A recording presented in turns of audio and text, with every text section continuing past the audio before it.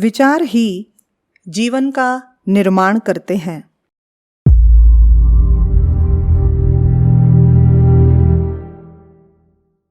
मनुष्य का जीवन उसके विचारों का प्रतिबिंब है। सफलता असफलता, उन्नति अवनति, तुच्छता महानता, सुख दुख, शांति अशांति आदि सभी पहलू मनुष्य के विचारों पर निर्भर करते हैं। किसी भी व्यक्ति के विचार जानकर उसके जीवन का नक्शा सहज ही मालूम किया जा सकता है।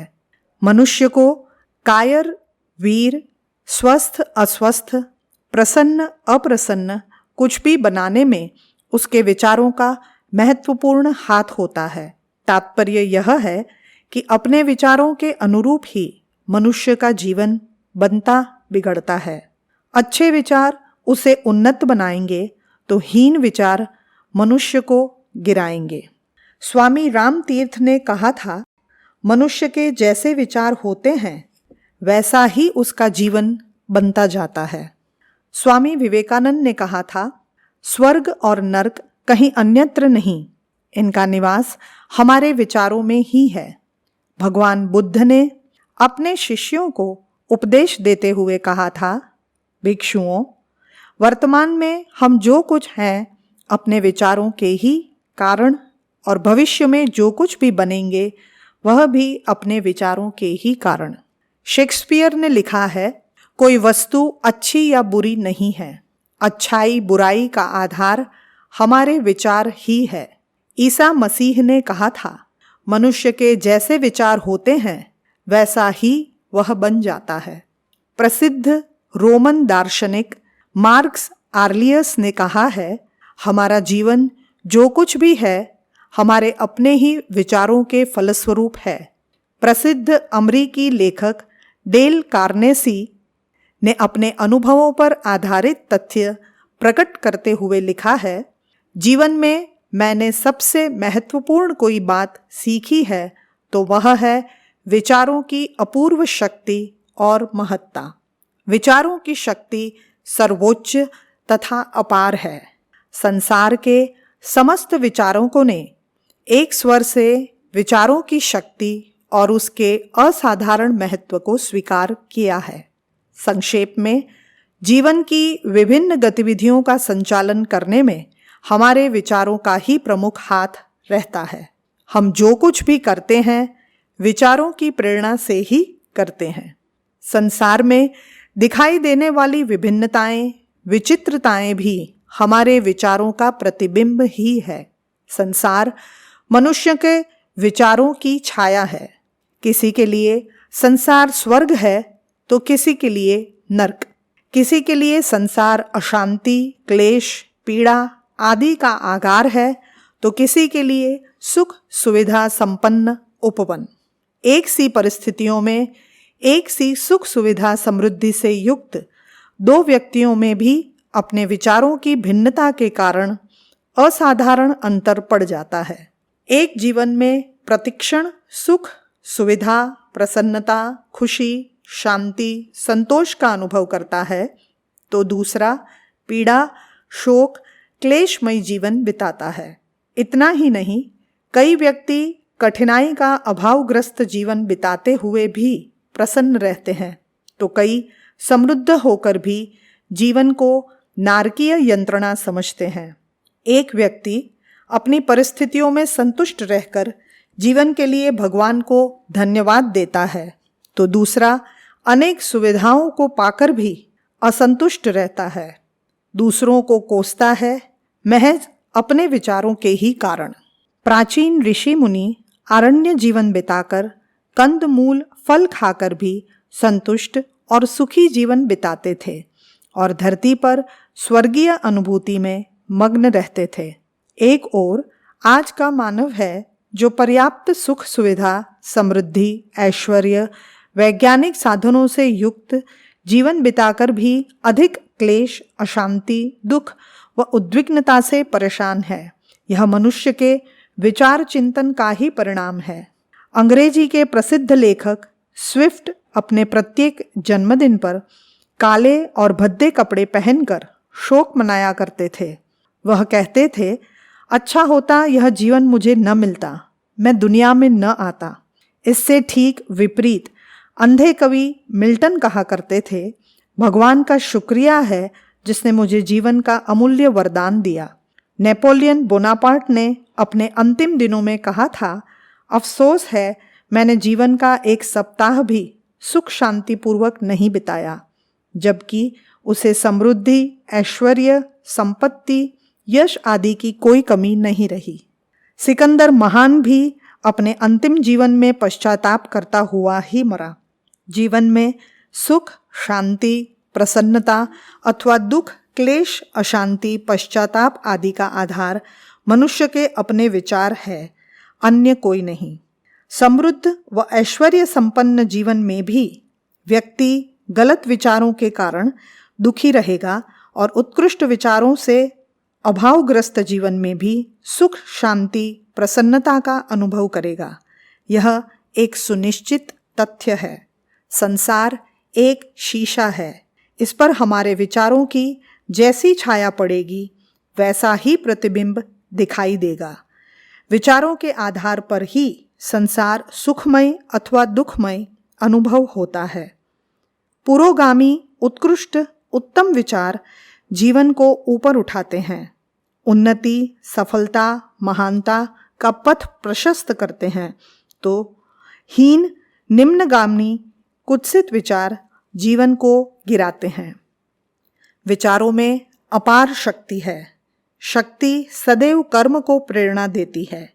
वह अच्छे कार्यों में लग जाए तो अच्छे और बुरे मार्ग की ओर प्रवृत्त हो जाए तो बुरे परिणाम प्राप्त होते हैं। विचारों में एक प्रकार की चेतना शक्ति होती है। किसी भी प्रकार के विचारों के एक स्थान पर केंद्रित होते रहने पर उनकी सूक्ष्म चेतन शक्ति घनीभूत होती जाती है। प्रत्येक विचार आत्मा और बुद्धि के संसर्ग से पैदा होता है। बुद्धि उसका आकार प्रकार निर्धारित करती है तो आत्मा उसमें चेतना फूंकती है। इस तरह विचार अपने आप में एक सजीव किंतु सूक्ष्म तत्व है।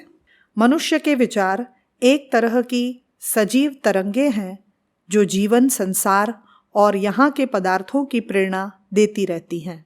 इन सजीव विचारों का जब केंद्रीयकरण हो जाता है तो एक प्रचंड शक्ति का उद्भव होता है। स्वामी विवेकानंद ने विचारों की इस शक्ति का उल्लेख करते हुए बताया है, कोई व्यक्ति भले ही किसी गुफा में जाकर विचार करे और विचार करते करते ही वह मर भी जाए तो वे विचार कुछ समय उपरांत गुफा की दीवारों का विच्छेद कर बाहर निकल पड़ेंगे और सर्वत्र फैल जाएंगे। वे विचार तब उसको प्रभावित करेंगे। श्राप, वरदान, भविष्यवाणी विचारों की इस सूक्ष्म शक्ति का ही परिणाम है। ऋषि मुनियों के पूर्व स्थानों, तपोवनों में आज भी जाने पर वहाँ मनुष्य को उनके उत्कृष्ट शक्तिशाली विचारों का स्पर्श प्राप्त होता है। इतना ही नहीं, भावनापूर्वक किसी भी महापुरुष से मानसिक संपर्क स्थापित किया जाए तो उसके विचार, भाव तत्क्षण वातावरण से दौड़कर आएंगे और सचमुच मनुष्य को महापुरुष का मानसिक सत्संग मिलेगा। मनुष्य जैसे विचार करता है, उनकी सूक्ष्म तरंगे विश्वाकाश में फैल जाती है। सम स्वभाव के पदार्थ एक दूसरे की ओर आकर्षित होते हैं। इस नियम के अनुसार उन विचारों के अनुकूल दूसरे विचार आकर्षित होते हैं और व्यक्ति को वैसी ही प्रेरणा देते हैं। एक ही तरह के विचार घनीभूत होते रहने पर प्रचंड शक्ति धारण कर लेते हैं और मनुष्य के जीवन में जादू की तरह प्रभाव डालते हैं।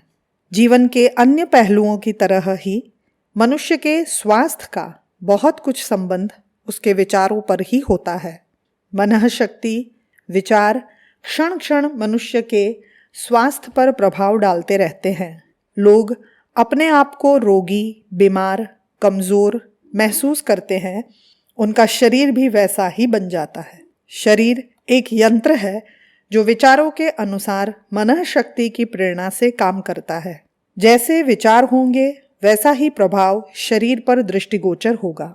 हीन विचार, शोक, चिंता आदि के कारण रक्त का प्रवाह मंद हो जाता है और शरीर में जड़ता, शिथिलता पैदा हो जाती है। दिल की धड़कन मंद हो जाती है, स्नायु संस्थान सुस्त हो जाता है। इसी तरह उत्तेजना, क्रोध, आवेश के विचारों से शरीर पर भारी तनाव पड़ता है, रक्तचाप बढ़ जाता है, शरीर में एक प्रकार का विष उत्पन्न होने लगता है, शरीर के सभी अंगों का कार्य अस्त व्यस्त हो जाता है। इस तरह के लोग जल्दी ही अस्वस्थ होकर रोगी जीवन बिताते हैं। वैज्ञानिक खोजों के आधार पर यह सिद्ध हो गया है कि मनुष्य की बीमारी, अस्वस्थता का प्रधान कारण मानसिक स्थिति ही होती है। अपने आप को कमजोर, रोगी, बीमार समझने वाले लोग सदैव अस्वस्थ ही रहते हैं। विचारों का हमारे जीवन में महत्वपूर्ण स्थान है। अपने सुख, दुख, हानि, लाभ, उन्नति, अवनति, सफलता, असफलता सभी कुछ हमारे अपने विचारों पर निर्भर करते हैं। जैसे विचार होते हैं वैसा ही हमारा जीवन बनता है। संसार कल्प वृक्ष है, इसकी छाया तले बैठकर हम जो भी विचार करेंगे वैसे ही परिणाम प्राप्त होंगे। जो अपने आप को सद्विचारों से भरे रखते हैं वे पद पद पर जीवन के महान वरदानों से विभूषित होते हैं। सफलता, महानता, सुख, शांति, प्रसन्नता के परितोष उन्हें मिलते हैं। इसके विपरीत जो अपने आप को हीन, अभागा, बदनसीब समझते हैं उनका जीवन भी दीनहीन बनता जाता है। विचारों से गिरे हुए व्यक्ति को फिर परमात्मा भी नहीं उठा सकता। जो अंधकारमय, निराशावादी विचार रखते हैं उनका जीवन कभी उन्नत और उत्कृष्ट नहीं बन सकता। मनुष्य को वही मिलता है जैसे उसके विचार होते हैं। विचारों में बड़ा जादू है, वे हमें उठा सकते हैं और गिरा भी देते हैं।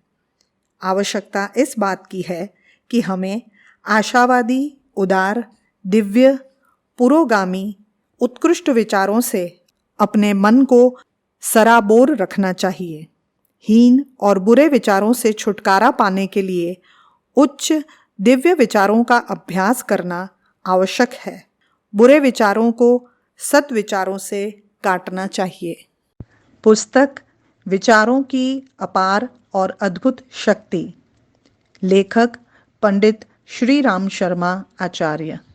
अगर आपको हमारी यह वीडियो पसंद आई हो तो इसे लाइक करें, कमेंट और शेयर करें और हमारे YouTube चैनल ऋषि चिंतन को सब्सक्राइब भी कर लें। साथ ही बेल आइकन को भी दबाएं ताकि आपको आने वाले सभी वीडियोस की नोटिफिकेशंस मिलती रहे। धन्यवाद।